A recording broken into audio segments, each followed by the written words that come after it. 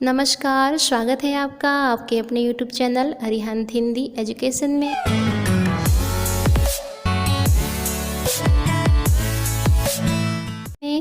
आज हम लोग कक्षा 10 हिंदी विषय के संस्कृत खंड का प्रथम पाठ का हिंदी अनुवाद देखेंगे। संस्कृत खंड से आपको गद्य या पद्य में 4 अंक का हिंदी अनुवाद आपके परीक्षा में आता है, यूपी बोर्ड की परीक्षा में, जिसमें से 1 अंक आपके संदर्भ के लिए होते हैं और 3 अंक आपके हिंदी अनुवाद के लिए होते हैं। तो चलिए शुरू करते हैं आज की वीडियो। हिंदी विषय के अंतर्गत संस्कृत खंड का प्रथम पाठ वाराणसी है। वाराणसी को बनारस के नाम से भी जाना जाता है। वाराणसी सुविख्याता प्राचीना नगरी इयं विमलसलिलतरङ्गाया गंगायाः कूले स्थिता अस्याः घट्टानां वलयाकृतिः पंक्तिः धवलायां चंद्रिकायां बहुराजते अगणिता पर्यटकाः सुदूरेभ्यः देशेभ्यः नित्यम् अत्र आयान्ति अस्या घट्टानां च शोभां विलोक्य इमा बहु प्रशंसन्ति। प्रस्तुत पंक्तियाँ यानी प्रस्तुत संस्कृत गद्य अवतरण या गद्यांश संस्कृत परिचायिका के अंतर्गत वाराणसी नामक पाठ से लिया गया है। ये इसका संदर्भ है। संदर्भ आप सही लिखिएगा क्योंकि संदर्भ पे 1 नंबर मिलता है। वाराणसी सुविख्याता, सुविख्याता मतलब होता है बहुत प्रसिद्ध नगरी है। वाराणसी सुविख्याता प्राचीन नगरी यानी वाराणसी बहुत प्रसिद्ध प्राचीन नगरी है। इयं विमलसलिलतरङ्गायाः गंगायाः कूले स्थिता। विमलसलिलतरङ्गाया मतलब निर्मल जल की लहरों वाली, कूले मतलब किनारे पर, यह स्वच्छ जल तरंगों वाली गंगा के किनारे पर स्थित है। अस्या घट्टानां वलयाकृतिः पंक्तिः धवलायां चंद्रिकायां बहुराजते। इसके घाटों की गोलाकार सफ़ेद चांदनी में पंक्ति बहुत शोभित होती है। अस्या मतलब इसकी, घट्टाना मतलब घाटों की, वलयाकृति मतलब होता है गोलाकार, धवलायाम मतलब होगा सफ़ेद, चंद्रिकाया मतलब चांदनी में, बहुराजते मतलब बहुत शोभित होती है।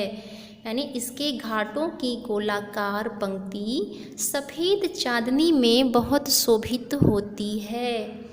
अगणिताः पर्यटकाः सुदूरेभ्यः देशेभ्यः नित्यम् अत्र आयान्ति।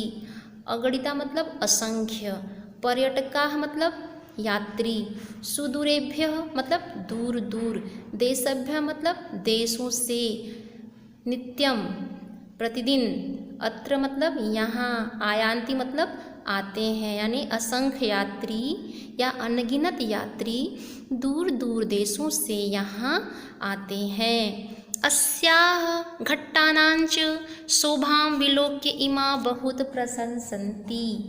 अर्थात इसके घाटों की, अस्या मतलब इसके, घट्टानांच मतलब घाटों की, शोभा विलोक्य मतलब देखकर, इमा मतलब इसकी, बहुत प्रशंसन्ति मतलब प्रशंसा करते हैं। अर्थात अनगिनत यात्री या पर्यटक दूर दूर देशों से यहाँ नित्य आते रहते हैं और इसके घाटों की शोभा देखकर बहुत प्रशंसा करते हैं। वाराणस्यां प्राचीनकालादेव गेहे गेहे विद्यायाः दिव्यं ज्योतिः द्योतते। अर्थात वाराणसी में प्राचीन काल से ही घर घर में विद्या का दिव्य प्रकाश चमक रहा है। अधुनापि अत्र संस्कृत वाग्धारा सततं प्रवहति। इस समय भी, अधुनापि मतलब इस समय भी, अत्र मतलब यहाँ, संस्कृत वाग्धारा मतलब संस्कृत वाणी की धारा, सततम मतलब लगातार या निरंतर, प्रवहति मतलब बह रही है। यानी इस समय भी यानी आज भी यहाँ संस्कृत वाणी की धारा निरंतर बहती है। जनानां ज्ञानंच वर्धयति, और मनुष्यों का ज्ञान बढ़ाती है। वर्धयति मतलब बढ़ाती है। अत्र अनेके आचार्याः मूर्धन्याः विद्वांसः वैदिकवाङ्मयस्य अध्ययने अध्यापने च इदानीं निरताः। यहाँ अनेक श्रेष्ठ आचार्य, मूर्धन्य मतलब श्रेष्ठ आचार्य और विद्वान वैदिक साहित्य के अध्ययन में लगे हुए हैं।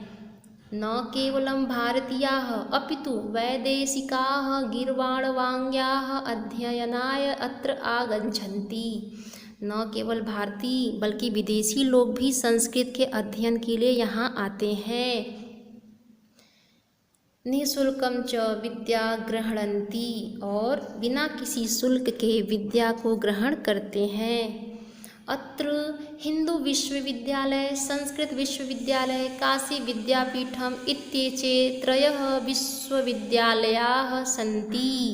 अर्थात यहाँ हिंदू विश्वविद्यालय, संस्कृत विश्वविद्यालय तथा काशी विद्यापीठ ये 3 विश्वविद्यालय हैं। एषु नवीनानां प्राचीनांच ज्ञान विज्ञान विषयाणाम अध्ययनम प्रचलितः, जिसमें नए और प्राचीन ज्ञान विज्ञान के विषयों का अध्ययन चलता है।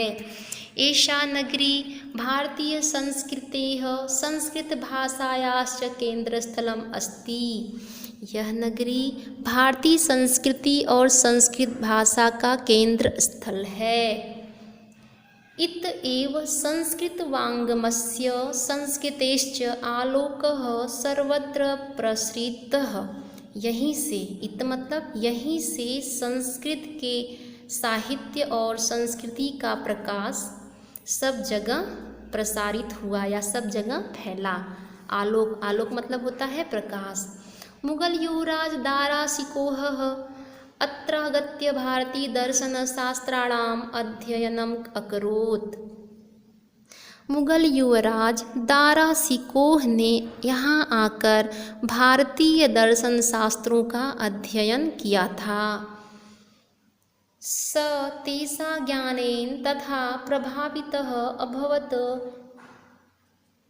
वह उनके ज्ञान से ऐसा प्रभावित हुआ कि यत तेन उपनिषदाम अनुवादः पारसी भाषायां कारितः। यानी इसका अर्थ यह हुआ कि उसने उपनिषदों का अनुवाद फारसी भाषा में कराया। अर्थात वह यहाँ के ज्ञान से ऐसा प्रभावित हुआ कि उसने उपनिषदों का अनुवाद फारसी भाषा में कराया। नगरी विविध धर्माणाम संगम स्थली। यह नगरी, यम मतलब यह नगरी विविध धर्माणाम यानी अनेक धर्मों के संगम मतलब मिलन का स्थान है। यह नगरी अनेक धर्मों के मिलन का स्थान है।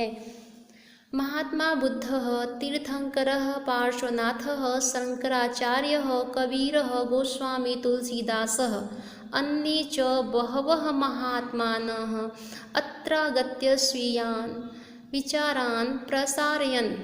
अर्थात महात्मा बुद्ध, तीर्थकर पार्श्वनाथ, शंकराचार्य, कबीर, गोस्वामी तुलसीदास और अन्य बहुत से महात्मा लोगों ने यहाँ आकर अपने अच्छे विचारों को फैलाया है। न केवल दर्शने साहित्ये धर्मे अपितु कला क्षेत्रेपि इयं नगरी विविधानां कलानां शिल्पानांच कृते लोके विश्रुता।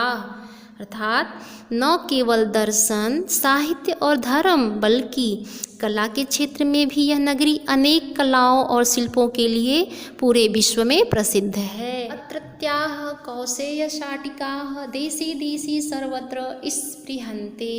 कौशेय शाटिका मीन्स होगा रेशमी साड़ियाँ, स्पृहन्ते मतलब होता है चाहा जाना, यानी यहाँ की बनी हुई रेशमी साड़ियाँ देश विदेश में सब जगह चाही जाती हैं। अत्रत्या प्रस्तर मूर्तयः प्रथिता। यहाँ की पत्थर की मूर्तियाँ भी बहुत प्रसिद्ध हैं। इयं निजां प्राचीन परंपराम इदानीमपि परिपालयति तथैव गीयते कविभिः। इस समय भी अपनी प्राचीन परंपरा का पालन कर रही है। तथैव गीयते कविभिः, कवियों ने इसका वर्णन अपनी कविताओं में किया है। मंगलम मरणम यत्र विभूतिर्षं भूषणम कौपीनम यत्र कौशेयम काशी केनोपमायते। अर्थात मंगलम मरणम, जहाँ मरना भी कल्याणकारी है, यत्र विभूतिर्यत्र भूषणम, जहाँ का भस्म भी आभूषण है, कौपीन यत्र कौशेयम, जहाँ का कौपीन भी रेशमी होता है। काशी के नोपमायते, उस काशी को कैसे नापा जा सकता है, अर्थात उस काशी की तुलना किससे की जा सकती है। कहने का अर्थ यह है कि कवियों ने भी काशी के महात्म्य का बहुत ही अच्छा वर्णन किया है कि जहाँ मरना भी कल्याणकारी माना जाता है। ऐसा माना जाता है कि बनारस में मरने पर स्वर्ग मिलता है। जहाँ का भस्म यानी वहाँ के भस्म को भी आभूषण जहाँ माना जाता हो, जहाँ पे कफन, कौपीन मतलब होता है कफन, भी रेशमी होती है, ऐसे काशी की तुलना किससे की जा सकती है। तो आज के लिए इतना ही, धन्यवाद।